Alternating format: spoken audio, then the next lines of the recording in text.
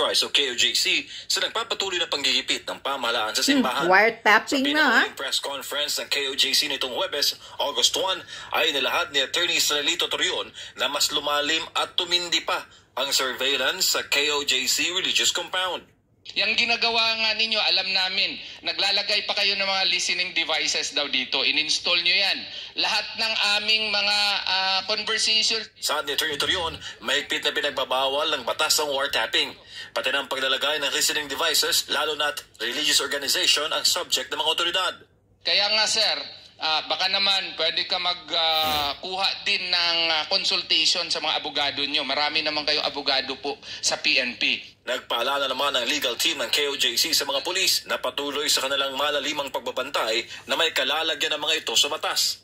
Yung mga pulis po na sumusunod sa utos po ng inyong mga general, ipaalam ko lang po sa inyo, krimen po yan. Okay? Under Republic Act 4200, no?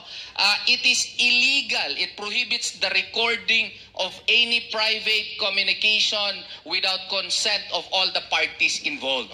Batid naman ng KOJC na sumusunod lamang sa chain of command ng mga pulis. Pero hindi raw ito sapat na dahilan para makaiwas sa pananagutan.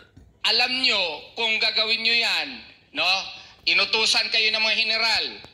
I-monitor nyo yung mga conversations nyo dyan, ha? I-record nyo lahat, ha? Aba, nakakapreso yan. What if makatsamba kami at nakukuha namin kayo? No, ma-record namin kayo at ma-file. Perpetual absolute disqualification po yan. At nakakapreso yan. Up to 6 years imprisonment po. Maghahain naman ng reklamo ang KOJC laban sa mga pulis na mapapatunayang sangkot sa illegal surveillance. Lalo na't may hawak ang mga abogado na ebidensya dito. Meron pa ring ibang batas po na nagbabawal po dyan. So kung orderan kayo ng inyong mga general, no, marami pong paraan, no? Sana pag-isipan nyo yan para naman makatulog kayo paggabi.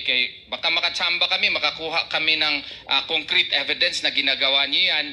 So baka mapriso kayo at absolutely perpetually disqualified to hold public office po. Para sa Diyos.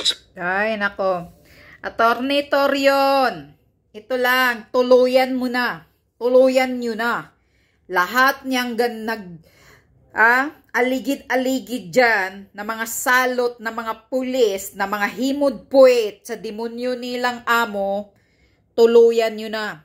Huwag nyo nang sasabihan pa, alam nila yan. Kaso nagbingi-bingian sila. Kaya nakapagtataka nga baka malaki talaga ang bayad sa kanilang ginagawa dyan na pag-surveillance nila dyan. Baka may bayad ang mga yan. Baka malaking pira ang binigay sa kanila dyan. Kaya 24 hours sila dyan ng gugulo ng haharas. Kaya tuluyan nyo na. Sampahan nyo na agad ng kaso. Wag nyo nang patatawarin kahit sino, lahat yan. Kahit yung mga ultimo na mga pulis para matuto kung ano ang batas. Yan. Yan lang ang masabi ko. Kasi inaabuso na kayo. Grabe na ang panghaharas sa inyo. Marami na ang natruma. Hindi na nga siguro kayo nakapagdasal dyan Kasi 24 hours din kayo nagmamanman sa mga kapulisan na umaaligid-aligid dyan. Tingnan mo ngayon, lumalala ang panghaharas nila. Naglalagay na ng wiretapping. Hindi baga mga naku, nakapanggigil talaga. Talagang mga salot, mga rebelde talagang pulis na to Mga walang hiya. Sana kakarmahin kayo. Tatamaan kayo ng kidlat, mga jutang ina ninyo.